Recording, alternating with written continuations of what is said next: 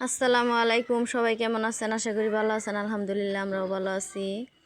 বাবার বাড়ি থেকে বাসায় এসে রাতের বেলায় কি রান্না করে খাইলাম তাই আপনাদের সাথে শেয়ার করতেছি। এখানে বাড়ি করে নিছি, ফ্রিজে আসছিল অল্পটুক মাংস, মুরগির মাংস আসছিল। সেই মুরগির মাংস নিয়ে আমি এখন এই যে মশলাটা উঠাই নিতেছি। সব বাটা মশলা নিয়ে নিচ্ছি আর গুঁড়া মশলা নিয়ে নিলাম। আর এখানে নিয়ে নিচ্ছি ময়দা, আটা, খোলা আটাটা, সেই আটা দিয়ে রুটি বানাবো। আমার মেয়ে ছেলে সবাই আটা রুটি পছন্দ করে। আমার বোনও আসছে সাথে, বোনের ছেলে, সবার জন্য এই রুটি বানাবো। এখন পানি দেয় যে হালকা গরম করে, তারপরে এখানে যে নুন দিয়ে দিব। হালকা গরম করে রুটিটা বানাইলে একটু শক্ত শক্ত হয়, নরমও হয়, খাইতে ভালো লাগে। এত শক্ত রুটি ভালো লাগে না। আবার আমার মেয়ে অত নরম রুটি পছন্দ করে না, ছেলে। তার জন্য এই যে হালকা করে পানি গরম করে এখন এই যে বাটির মধ্যে আমি ময়দাটা মাখাইয়া নিব হাত দিয়ে। নেড়ে চেড়ে একটু গরম হয়েছে মাখাইয়া, তারপরে এই যে এখন আমি চড়াইয়া দিব মুরগিটা চড়ানি কষানি দিয়া তারপরে আমি রুটিটা বানাই নিই।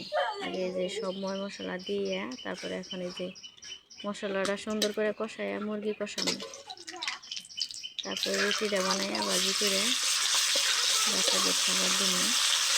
সাথে থাকেন, পুরো ভিডিওটা দেখবেন। আর ভালো লাগলে লাইক কমেন্ট শেয়ার করবেন, সাবস্ক্রাইব করবেন। আর রাতের বেলায় একটু অন্ধকার অন্ধকার, তার জন্য এই যে ক্যামেরা এতটা ভালো বোঝা যাইতেছে না, সবাই একটু ইগনোর করবেন। আমাদের এখানে লাইট একটা, তার জন্য বেশি, আর ক্যামেরাটাও একটু বেশি ভালো না, তার জন্য অন্ধকার অন্ধকার বোঝা যাইতেছে, একটু ক্লিয়ারভাবে আসতেছে না। এখন সুন্দর করে মশলাটা কষাইয়া তারপরে মুরগিটা আমি কষাইয়া নিব। আমার রান্নাটা কেমন হয়েছে সবাই কমেন্টে জানাবেন। মশলাটা সুন্দর করে কষানি আইতে আইতে এখন এই যে মুরগিটা আমি দিয়ে দিব। অনেক সুন্দর করে মশলাটা কষানি হয়েছে, উপর দিয়ে তেল ভেসে উঠছিল। তারপরে এই যে আমি মুরগিটা দিয়ে দিলাম। এখন নাইরা চাইরা সুন্দর করে এই যে গোটা গোটা আলু দিব। আজকে আমি আলুটা সিদ্ধ করে নিছি। এখন আলুটা সিলাইয়া তারপরে আমি মাংসের মধ্যে আলু দিয়ে দিব। একটু কষানি আসলে আলুটা দিয়ে তারপরে কষাই নিব আবার। এখানে যে রুটিটা বানাই নিতেছি, এদিকে মাংসটাও আমার কষানি হইতে থাক, আর আরেকদিকে আমি রুটিটা বানাই নিতেছি, তাই তাড়াতাড়ি হবো। রুটিটা বানানি হবো আর মাংসটা কষানিও শেষ, রান্না বান্নাও শেষ হবো একসাথে। তার জন্য আটাটা আমি আগে গুইলা নিচ্ছি হাতে মাখাইয়া। এখানে যে মাংসটা পরাই কষানি আইসা হাসছে, একটু পরে আমি যে আলুটা সিলানি হইলে আলুটা দিয়ে দিব মাংসের সাথে। গোটা গোটাই দিব আলুটা, আর আলুটা আমি করবো না, ভাঙ্গা দিব না, কাইটা দিব না। ছোটো ছোটো আলু তো, তার জন্য এই যে সিলাই নিলাম সিদ্ধ করে। এখন এই যে আলুটা দিয়ে আর একটু হালকা কষাই নিব। দেখেন কষানিটা কিন্তু দেখতে অনেক সুন্দর হয়েছে। মুরগির মাংস ছিল কয়েকটা, তার জন্য এই যে আলু দিয়ে দিলাম। আর আলু দিলে মাংসটা খাইতে অনেক ভালো লাগে, আর রুটিটা খাইতেও তো মজা লাগবো। এখন এই যে ঝুলের পানি দিয়ে দিব সিদ্ধ হওয়ার জন্য, আর একটুকে অল্প করে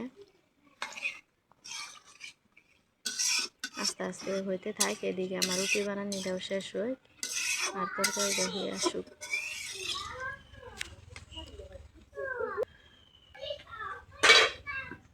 এখানে যে মুরগির তরকারিটা হয়ে গেছে, নামাই নিব, তারপর রুটিটা ভাইজা নিব, বাচ্চাদের খাবার দিব, তারপরে ভাজি করে রুটিটা।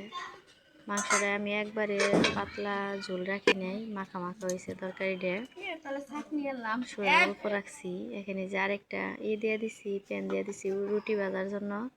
রুটিটাও আমার বানানি শেষ হয়েছে। এখানে যে একে একে রুটিটা বানাইয়া তারপরে এই যে আপনাদের সাথে শেয়ার করতেছি, দেখতে থাকেন। সন্ধ্যাবেলা তো, রাইতে মাগরিবের আজান দিয়ে দিছে আমাদের রান্না করতে করতে, একটু অন্ধকার দেখা যাইতেছে। আমার রান্না বান্না কেমন হয়েছে সবাই কমেন্টে জানাবেন। আসসালামু আলাইকুম, সবাই ভালো থাকবেন, সুস্থ থাকবেন।